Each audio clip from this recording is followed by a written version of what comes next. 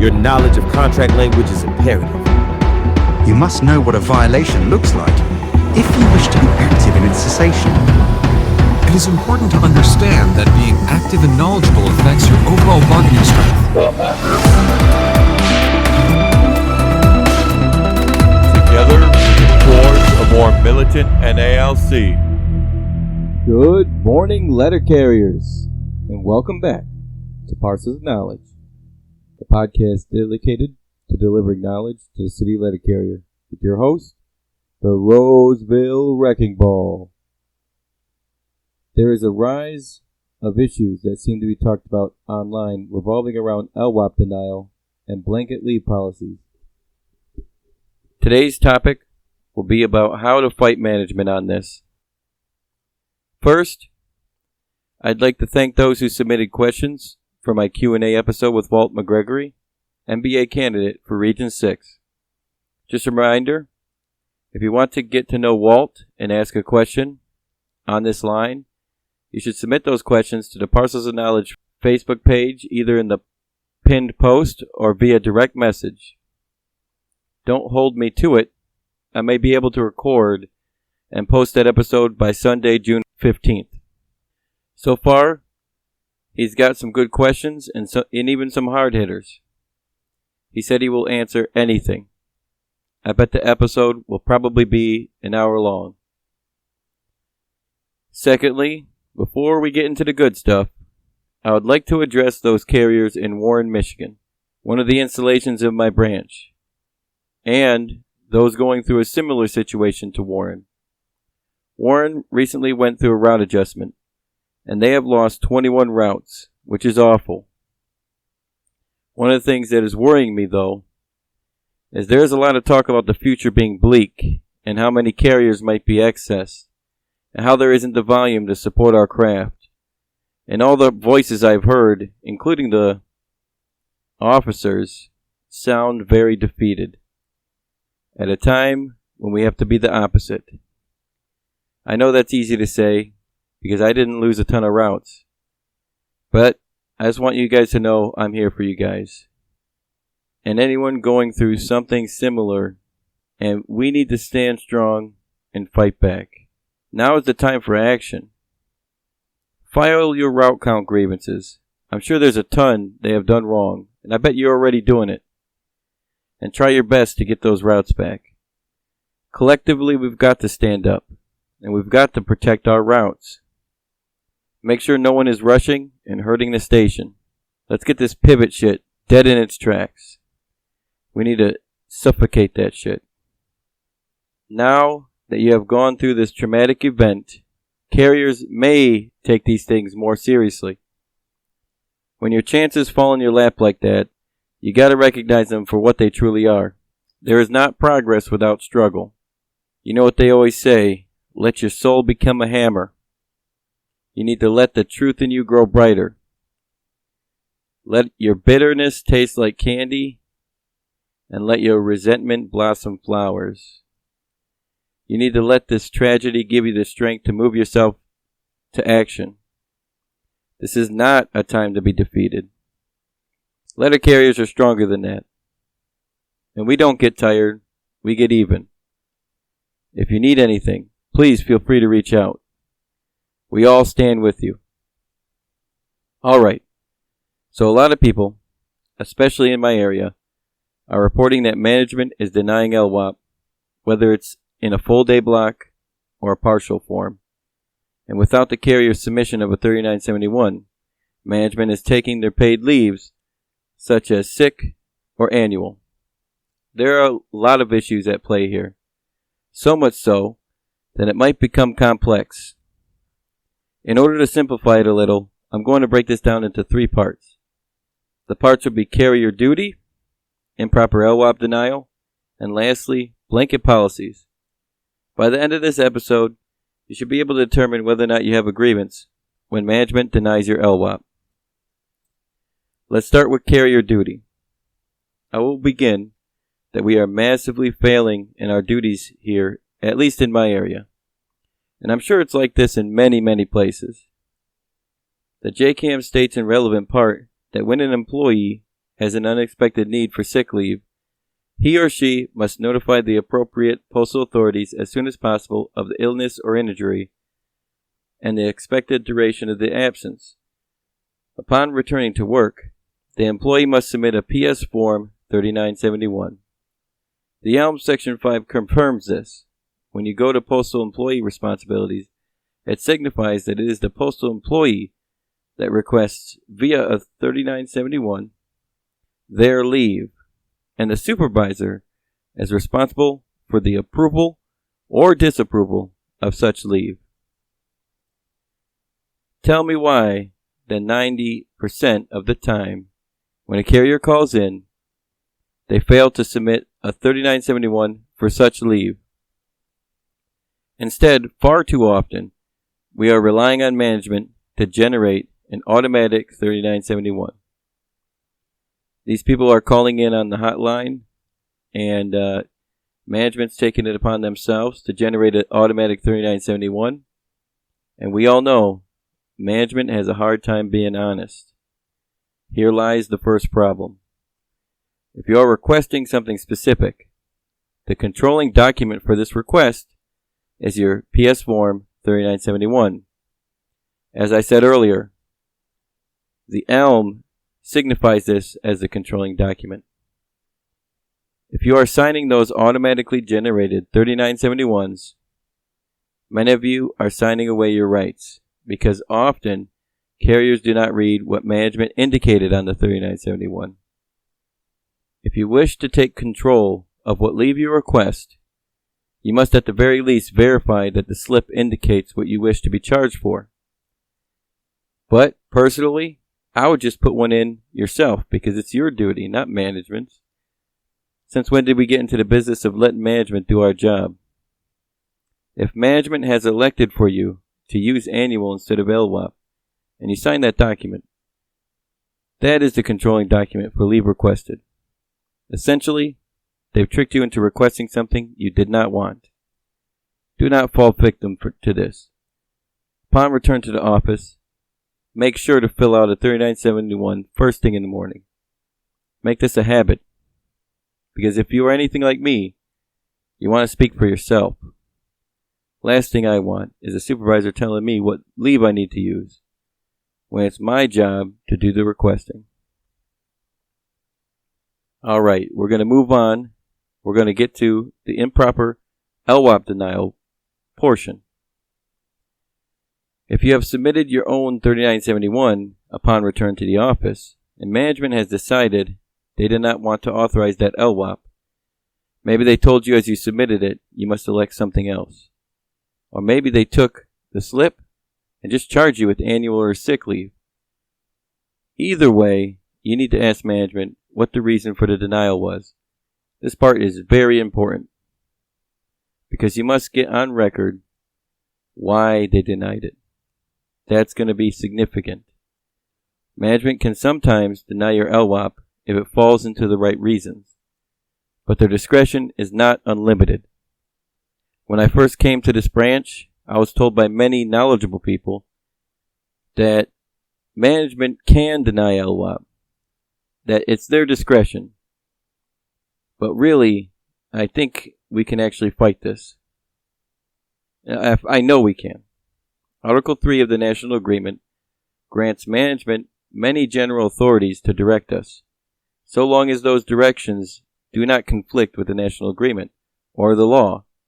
And the ELM, the Employee Labor Relations Manual, is incorporated via Article 19 of the National Agreement. The main way to win this is to understand what is limiting management's discretion in this case.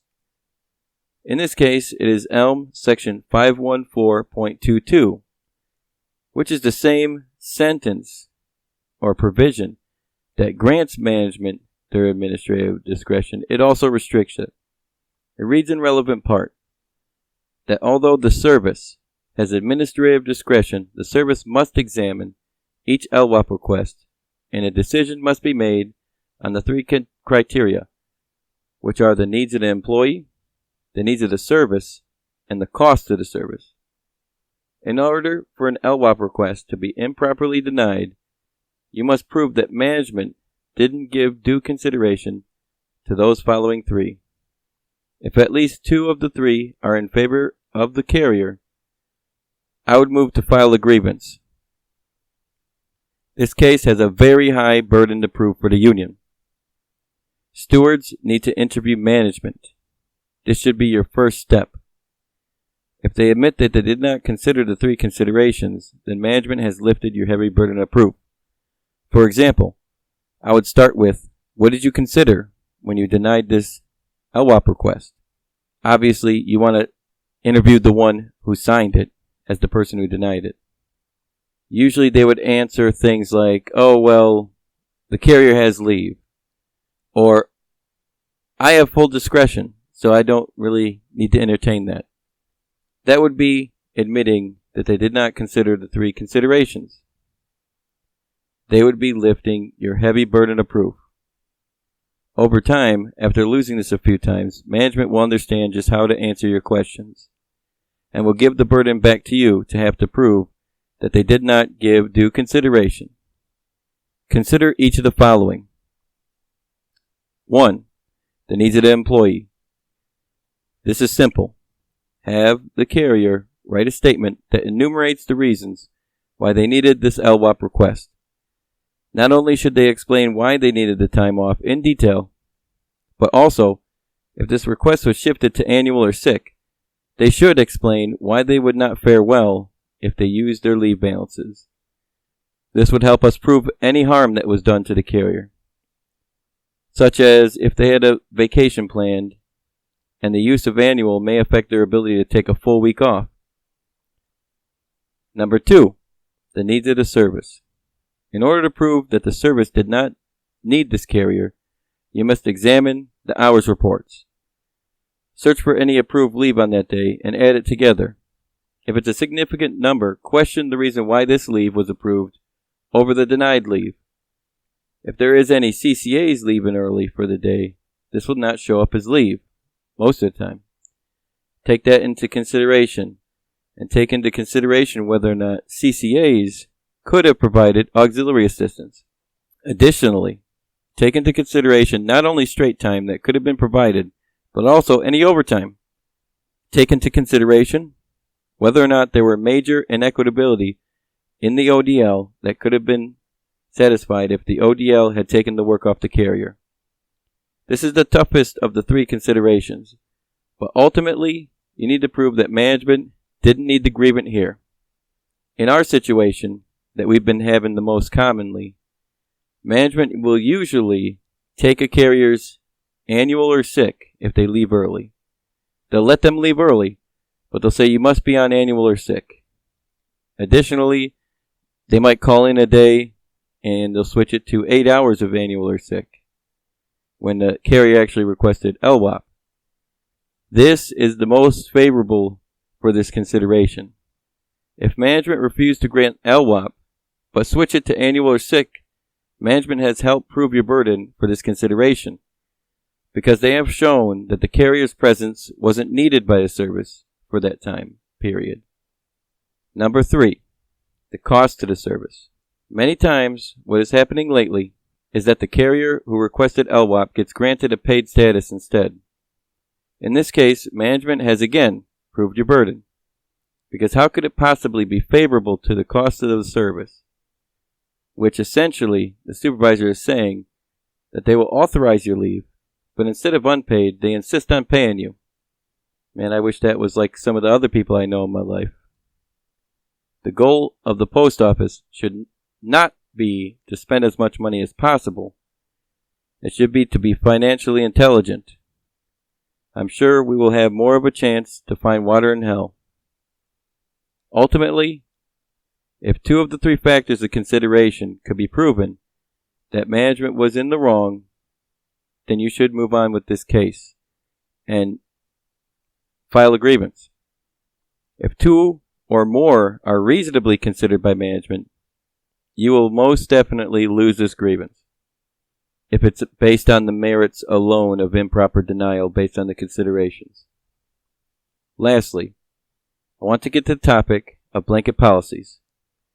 Many places are reporting that management is telling them that they cannot use LWOP when they have a leave balance. Remember earlier when I mentioned that each LWOP request must be examined closely and determined based on the 3 factors? This practice of denying LWOP because you have a balance of paid leave is not in accordance with that provision. Furthermore, there are M documents that also do not allow blanket leave policies. Go to the MRS and scroll down to the leave sections and you'll find those.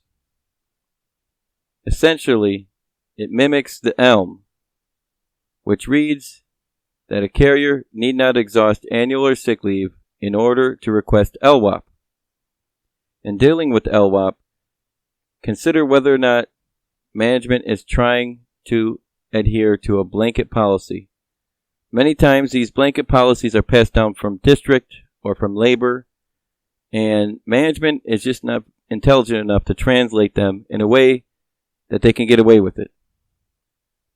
Make sure to get this on record one way or another, whether it is by interview or by statement. They need to be put on record that they are instilling a blanket policy. Most recently, when I sent this case to Step B, my supervisor literally got up and did a service talk saying they are no longer going to be approving LWOP when a carrier has leave balances. I am sure this nonsense came from district, and they just didn't have an easy time enforcing it without incriminating themselves. They thought it would be easy to just do a service talk and let carriers know, when really they were letting us provide our burden of proof to fight this. This is an example of a blanket policy. Blanket policies are absolutely not contractual. They should always be grieved when it comes to leave blanket policies. Stewards, and carriers too if you're interested, I'll be posting a grievance template on the Parcels of Knowledge Facebook page so that you can have a step-by-step starter on how to file these types of grievances. It's going to be a 3-pager. It's going to be very informative. There's exemplary remedies, investigative interviews, even things to request. But keep in mind, it's just a starter. It's just a starter or a template. You must use it as a starter or a template and build upon it. I trust you guys will do a good job and fight this issue. Nationwide, we got to fight this issue. Just like nationwide, we got to fight the damn pivoting. We need to start standing up to management. Do not let them burn your sicker annual for no reason. Let's be militant about this issue. Shout out to my branch, 4374 South Macomb. We're located in Michigan, and we just recently had a meeting where we held a special convention vote. At our June meeting, we passed a resolution for the branch to send a letter to allow that special convention. Shout out to Terry Utley. Couldn't have done it without them guys from Sterling. They are warriors out there. Shout out to Terry Furton and the fellows from East Point. Honestly, shout out to all my branch members. Whether or not you supported the motion, it wasn't unanimous. It was 29-14. But, everyone should have their own opinion, and we took care of business the right way. I was impressed that we did the whole thing very civil, and I'm very happy that it came out our way. I'm hoping them guys have this special convention. I'd be willing to go there on my own dime. I don't care if we make a motion to pay someone or not. That does it for this episode. Hopefully, you have learned something valuable from this episode. And don't forget, stay strong out there. Your knowledge of contract language is imperative. You must know what a violation looks like if you wish to be active in its cessation. It is important to understand that being active and knowledgeable affects your overall bargaining strength.